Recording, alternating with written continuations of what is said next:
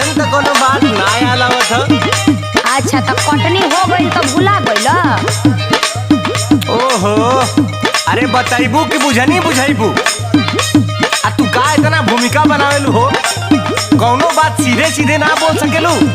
एक तो इतना टेंशन कपार पे खुदे है, ऊपर से लगाबू तू ऐठे। हाँ हाँ हमरा भी टेंशने न बुझाई, काम निकल गइल ना, नहीं